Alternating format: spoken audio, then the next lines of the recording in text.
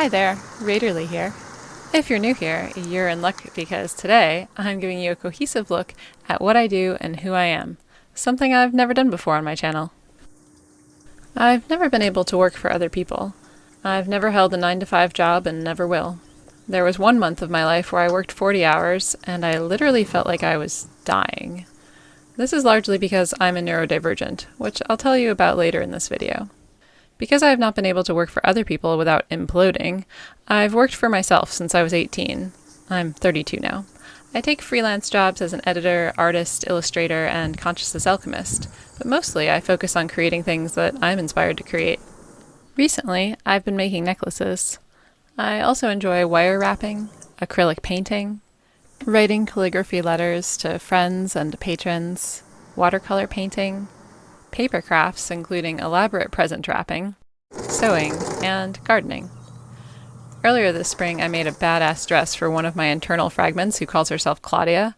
If you don't know what I mean by fragment, just think about having different sides of yourself. You might have a playful side, a serious side, and a sexual side. Claudia is like my devious side.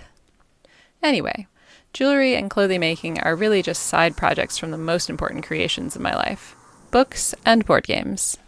I'm the author, producer, and illustrator of numerous books, including recipe books such as Appliance-Free 5-minute Revitalizing recipes, coloring books such as Waveward Dreams, and consciousness books such as Perspective Alchemy, and practical how-to books such as Living Big and Traveling Far on $8,000 a year or less.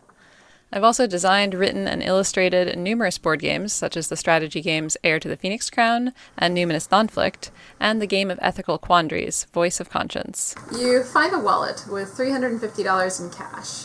The information in the wallet makes it very clear that the owner is very wealthy. Do you return the cash as well as the wallet? Yes. Oh, bummer. I don't know. I figured that I knew either of them would return it, obviously, so I figured you were my best chance of getting a no. I not only create the designs, vector artwork, and content of my books and board games, I even create the fonts. While I can barely tolerate a 5-hour shift working a job that doesn't keenly interest me, I have no problem focusing on my own creations intently, day after day. I create my own hours, I work when I want to, I rest when I'm tired, and I take vacations whenever I feel I need it. Although for me, a vacation really just means following a different inspiration. Sometimes I go on a deep, introspective journey with weeks of meditation, rest, journaling, long Epsom salt baths, and deep contemplation. I come out of these weeks with dozens of entries in my realizations journal, which becomes the foundation of my future articles, videos, and even books. I live in an ecologically minded, intentional community in central New York State. I love developing and growing my own piece of nature to enjoy, especially flowers. I love, love, love flowers. I am inspired to go outside in the pouring rain so that I can film the glory of silky petals being hit by raindrops. I'm inspired to get out on a cold, snowy day just to see the flowers poking their way through. Growing flowers and food are two of the primary things that get me outside. Otherwise, I can be a bit of a homebody, which makes sense since authoring and illustrating books are both done indoors, at least for me. I enjoy growing a lot of my own food, including leafy greens and berries. We have a beautiful solarium where we grow food all winter long. You can see it in another video of mine, which I'll link.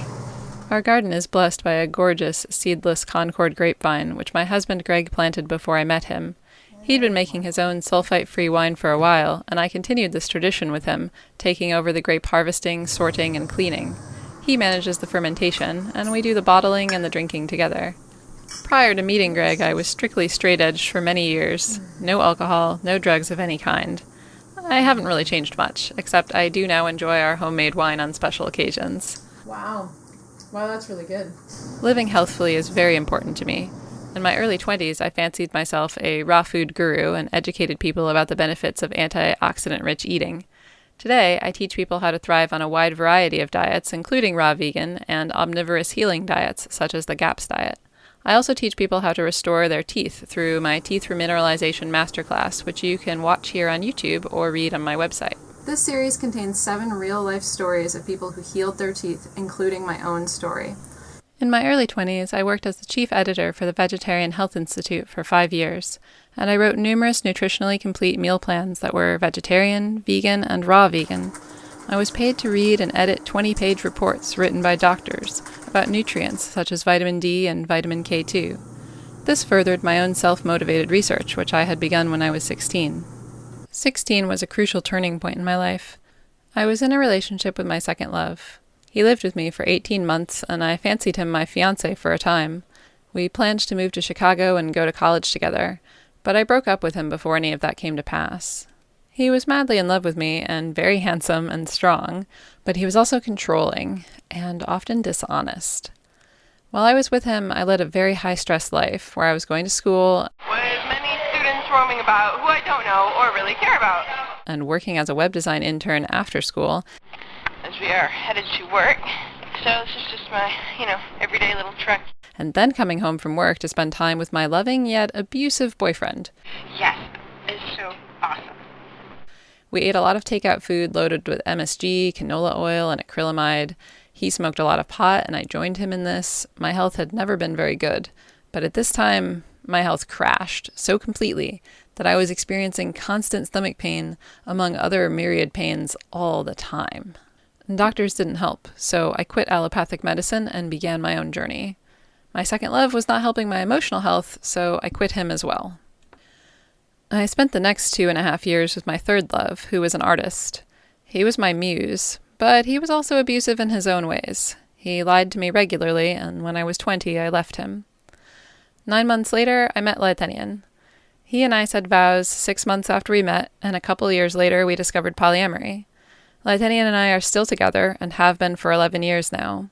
Raederle, Greg, and I live together as a family. We currently have no plans of ever having children, although this choice is something that often makes me sad, as I always imagined that I would have children. As I told you in my last vlog, I got a new boyfriend in January, who I'll be calling Ranska. So I have 3 partners now, and I have never been happier before in my life. And believe me, for all of those who think polyamory is about sex, it really isn't. 2 of my 3 partners are borderline asexual. Don't read too much into that, though. I say borderline. They're not actually asexual, but let's just say I'm not nearly as busy as you'd think I would be with 3 partners. To me, relationships are about commitment, connection, emotional intimacy, and having allies to live with and enjoyable camaraderie. To me, polyamory is about intentional family creation, even without making children. I've always wanted a closely knit family that felt warm, safe, reliable, and deeply connected. I grew up as an only child of 2 intellectual parents. Both my parents are college-educated, highly intelligent people whom I love dearly, but they're not naturally warm. I'm not naturally warm either, but I'm working on it because it's something I value so much in others. Surrounding myself with people who give me a sense that I can be my whole self, from artist to businesswoman, from author to gardener, from gamer to yogi, from Claudia to Chiana, is so important to me. I need close allies who grok me as a whole. These allies are people who celebrate and utilize my strengths and offer compassion and assistance with my deficits. As I mentioned earlier, I'm a neurodivergent, which means my neurology is significantly different from the average person. It also means that my strengths and deficits are unusual and extreme. My differences have often made it hard to relate. I grew up very isolated, and I didn't know how to make friends. Things that are subconsciously learned, integrated, and utilized by neurotypical people, such as how and when to smile, were not automatic for me.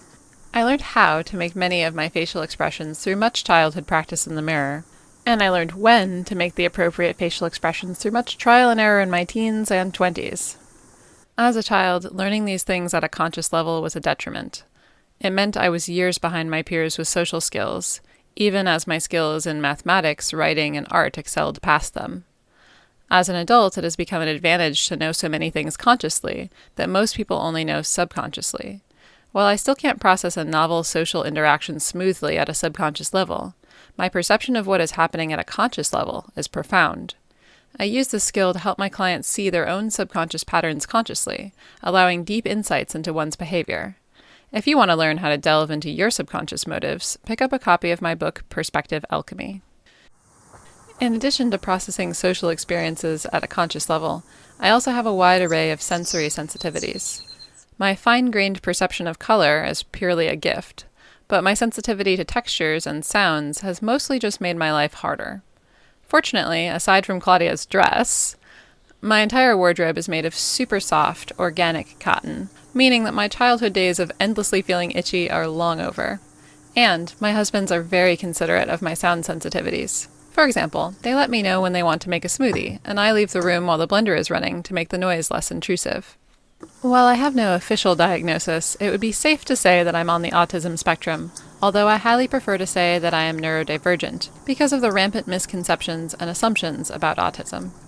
Right now, in May 2021, my life contains 4 major focuses: writing my upcoming book, Neurodivergence, which I will publish later this year, creating a new font for my upcoming book, planning and preparing for a 7-week trip that Ranska Laitenian and I will be making together later this year, and planting more fruiting shrubs and trees, as well as beautiful evergreens in my garden.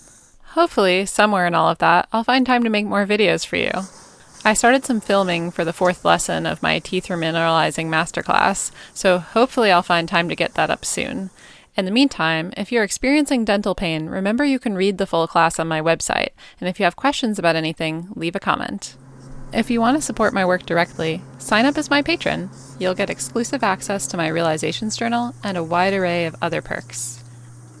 Please remember to like, subscribe, and comment, as these things really help support my work and let me know that you're enjoying my content. Until next time, this is Raederle, signing off.